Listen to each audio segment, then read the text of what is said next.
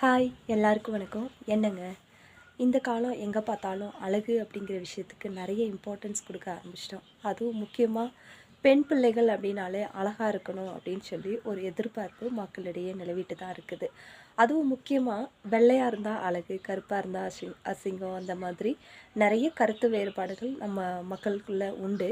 ஆனாலும் வேதம் என்ன சொல்லுது அப்படின்னா, அழகு அப்படிங்கிறது என்றைக்குமே ஆபத்தானதா. இன்னொன்று சொல்லப்படுது, மதிகேடாய் நடக்கிற அழகுள்ள ஸ்திரீ பன்றியின் மூக்கில் உள்ள பொன் மூக்குத்திக்கு சமானம் அப்படின்னு சொல்லப்பட்டிருக்குது. ஆமாங்க, அழகு எல்லாரும் விரும்பத்தக்கது தான். ஆனாலும் அழகுள்ள ஸ்திரீ அப்படிங்கிறத மட்டும் நம்ம பார்க்காம மதியீனமாக நடக்கிறாங்களா அப்படிங்கிறத பார்க்கணும். ஏன்னா மதியீனமாக நடந்தோம் அப்படின்னா அது ஒரு பன்றியின் மூக்கில் போடப்பட்ட ஒரு பொன் மூக்குத்திக்கு சமானமாக இருப்பாங்க அப்படின்னு சொல்லப்படுது.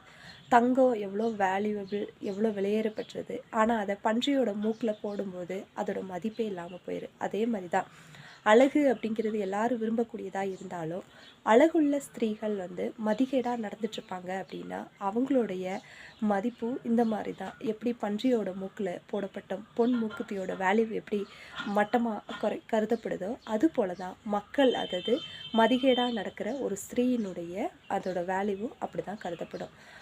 இப்போ இந்த காலம் என்னென்னா, பொன் பார்க்கும்போதே என்ன செய்வோம் அப்படின்னா, அழகாக இருக்காங்களா, வெள்ளையாக இருக்காங்களா அப்படிங்கிறத தான் பார்க்குறோம். ஆனால் நல்லா ஞானமாக இருக்காங்களா, குணசாலியாக இருக்கிறாங்களா அப்படிங்கிறத நம்ம கவனிக்க தவறிடும்.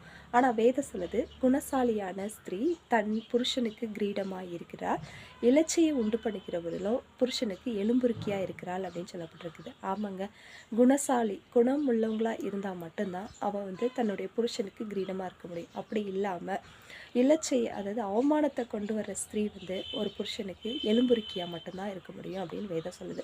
ஸோ இனி வருகிற நாட்கள்லையாவது அழகை பார்த்து, கலரை பார்த்து பெண் பார்க்காதபடிக்கு ஞானம் இருக்கா, குணம் இருக்கா, நல்ல குணமுள்ளவங்களாக இருக்காங்களா அப்படின்னு பார்த்து நீங்கள் தேர்ந்தெடுத்தீங்க அப்படின்னா உங்களுடைய வாழ்க்கையிலும் ஆசீர்வாதமாக இருக்கும். அப்படிப்பட்ட ஸ்திரீ புருஷனுக்கு கிரீடமாக இருப்பாள். தேங்க்யூ. God bless you.